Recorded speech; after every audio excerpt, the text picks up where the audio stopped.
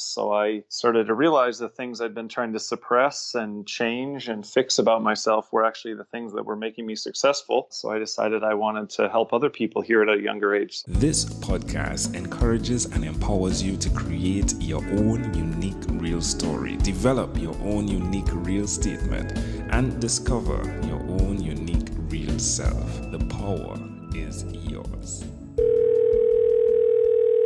Good night, David Rendall. How are you doing on this wonderful, beautiful evening? I'm doing fantastic. Oh, it's a great pleasure to connect with you. Do tell us, what part of the world are you in right now? Just outside of Raleigh, North Carolina, on the southeast coast of the U.S. All right. So tell me, what's up in your world? I mean, what has brought you my way? Well, I'm a speaker and an author and trying to spread the message of the freak factor, how our weaknesses are strengths and how the things that our parents, teachers, and employers tell us are the worst things about us are sometimes the best things about us and things we should be amplifying instead of trying to eliminate. Ooh, I loved the colors you were sharing. What you're sharing it. Love the shades.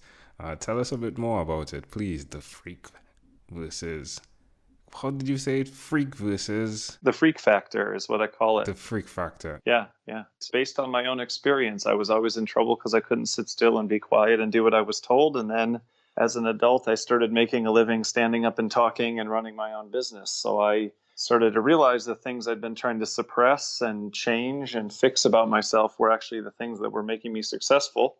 And I wish I would have learned it at a much younger age. And so I decided I wanted to help other people hear it at a younger age. So I talked to students and teachers and business managers and entrepreneurs and parents and just try to hopefully help some kids and even adults to have a better life based on the fact that they're trying to get better, but they're doing it the wrong way because they're responding to incorrect criticism about what's wrong with them, and they're missing probably the best thing about them because it's hiding inside of their weaknesses. Definitely a different type of message, right? Yeah. So who did you learn that level of boldness to carry the conversation that is in the minority? Well, because I know it works, because I'm living it every single day. And so because it transformed my life and gave me happiness and fulfillment and success in my career and in my business, I know that it works. And I've been studying it long enough and finding examples of it every single day.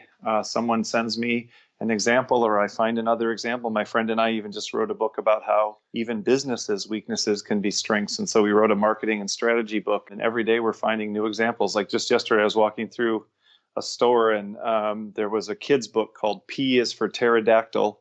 And it's called the world's worst alphabet book. And so every one of the letters doesn't help the kid figure out what the sound is. It actually makes it impossible for them to understand what their letters mean. And so it's a book that's built on doing it wrong, right?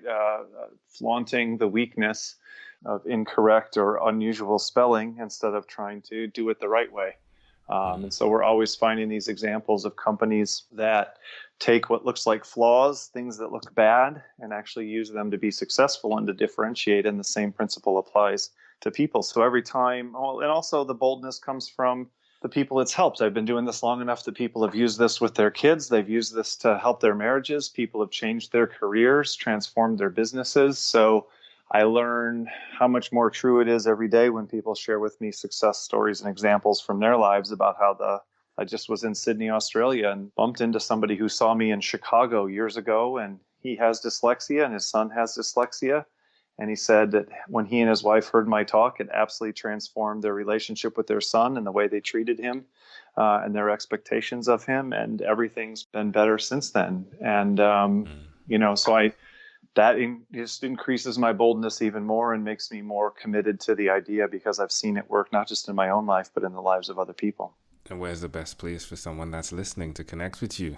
My website, drendall.com, has videos from my presentations. It has resources like an assessment where you can see how your weaknesses might also be strengths. There's a kid's book on there that's written for little kids to see a story about how someone's weaknesses turned out to be strengths and hopefully encourage them, especially kids that have ADD or dyslexia or autism or they're getting bullied. So yeah, the website's a one-stop shop for everything Freak Factor. Love it. Well, tell me one other thing that you've done consistently over the last 3 years, please. Exercise, massive exercise. I've done 50-mile ultramarathons. I've done Ironman triathlons, and that requires somewhere between 15 and 20 hours of training a week. So about 5 years ago, I was probably 50 pounds overweight and wanted to get back in shape. So I started eating better and exercising consistently and went from running shorter distances to running longer distances to running really, really long distances and then to swimming and biking. How does it make you feel? Makes me feel amazing, makes me feel strong, makes me feel hopeful, one of my favorite things is when I travel to be out and running and exercising out in nature. And I think there's something renewing about being outside and being out in the real world and being out in the sunshine and, moving through the world under your own power. I think there's something exhilarating about that. Amazing audience. Again, you're hearing it from Dave Rendall. You can call him David, you can call him Dave, but he does some amazing things. Definitely a keynote speaker and author of 3 books, yeah? 4 now. So the Freak Factor for Kids, the 4 Factors of Effective Leadership, and then the newest one is called Pink Goldfish, and that's the marketing and strategy book I was talking about earlier. Wonderful. All right, well, let's switch gears for a moment now. Let me invite you into my time machine that is surrounded with beautiful, warm, blue Caribbean water. Dave, what's your earliest childhood memory? It's strange. We used to live next to an airport. It wasn't the main airport in Milwaukee, Wisconsin. It was a smaller one called Timmerman Field. I just remember standing on the side of the road, looking out over this chain link fence out into the big, vast openness of the airport. I don't remember any planes landing or anything like that. I just remember looking out and seeing that. How old were you? I was probably 4 years old. We moved away from there when I was 5, so I was younger than 5. Why do you think it's so clear? I don't know. Maybe I saw it every day. Maybe I wasn't supposed to be out that far close to the road. Maybe it's because I wasn't used to seeing spaces that were that wide open. I don't know. Maybe I saw it all the time and didn't remember that it was a repeated memory. It just feels like one time. I don't know. If we had to connect it somehow, somewhere, how would you say that memory connects to who you are today? Well, I spend my life traveling all over the world, so I guess I was destined to walk over to the airport and start getting on those planes and heading out there into the world. Maybe I was attracted to the openness and the freedom. And so now, I just, for example, got back from New Zealand, so I traveled literally all the way around the world, 25,000 miles to get there and back. And so that's my life now, is airports and airplanes. So that was apparently the beginning of it. Can I offer an interpretation to the thought picture? Sure, absolutely. I love the concept of the open road in nowhere, right? Connected to absolutely nothing, right? It feels like a weakness, right? It's like that child who's sitting there and doesn't seem to be connected to anything, but to understand the grandness of the connection, in that a plane is coming in there, yeah? And it may not look as though there's hope, or it may not look as though there's something that this is fulfilling purpose for, but to see the grandness in it and to see that you're helping other people understand, hey, that road could lead to something. That road can create another connection, another bridge. That is very beautiful to me. Yeah, maybe a road they thought was closed or something like that. Yeah. I love it. Yeah. All right, Dave. Well, if we fast forward to when you were 12 years old, what was your favorite song? Money for Nothing and Chicks for Free by Dire Straits. Oh, there we go. Yeah. Definitely a standout song. The video, right, for that song? Well, I hadn't seen, we were very restricted when we were kids on what we could listen to and what we could see. And so I don't think I'd ever seen the video. I think I just would sneak the Walkman radio on the mornings on Sunday when they would announce the top 40, and I would listen to it. And that's when I think the first time I heard it, or on a neighbor's radio, I think. And then I would listen to my radio while I shot baskets out in front of my house, but only once my parents were gone, because we weren't supposed to listen to rock and roll music on the radio.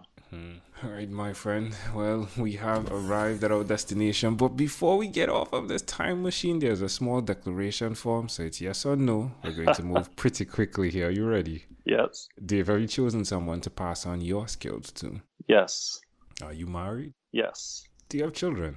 Yes. Do you believe in God? Yes. Do you have an inner circle of friends? Yes. Do you watch TV for more than 3 hours a day? No, Or about 3 hours a week? definitely. What about screen time, the phone and the computer? Is it more than 8 or less than 8 hours a day? Probably less than 8. How often do you read? Every day, either audio or in print form. All right, Dave, if you had to share with us your own unique real statement, a statement that represents who you are, David Rendall, what would you say that is? So there's a quote by E. Cummings who says, "We do not believe in ourselves until someone reveals that deep inside of us something is valuable, worth listening to, worthy of our trust, sacred to our touch." And so what I try to do is show people that deep inside of them something is valuable. The very thing that they've been told for their entire life is the most worthless thing about them. That it's worth listening to, that it's worthy of our trust, that it's sacred to our touch. And my goal is to hopefully inspire people to not just see that in themselves, but then to see in other people that deep inside of them something is valuable, and to be people who spread that message and share that with other people. Love it. Dave, this was such a great pleasure. Before you leave, is there anything else you'd like to share with our amazing audience? I think to travel, I think one of the interesting things about traveling is when you travel, you have to examine your prejudices, you have to examine your view of the world, and you learn just by traveling. So if there's one thing that I think has influenced my life, maybe more than anything else, it's been going to different places, meeting different people, and seeing the similarities that exist in the goals of people all over the world instead of the differences we've been taught to believe divide us. Again, my friend, great pleasure for sharing everything you did share. For some people, DR stands for doctor. Tonight, it stands for Dave Rendall. Dave, thank you, my friend, for being on What is Inspired by 12-Minute Convos with Angel Jones. Thanks, man. This segment has been brought to you by Amazel Enterprise.